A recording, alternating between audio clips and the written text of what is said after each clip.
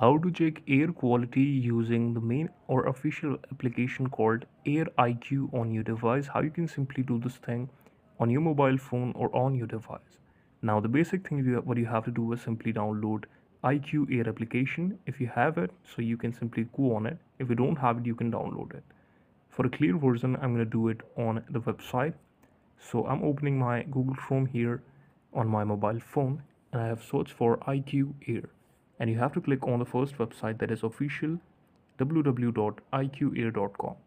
Click on this website. Now here you can simply select your country, your region, or the city where you live. So let me just click on Delhi, my city name, and then here you can see the air quality level. Just in this application you can get all the details about it just on the web. So this is how you can exactly do it. Thank you so much for watching the video, and please subscribe to channel for watching such amazing updates like that.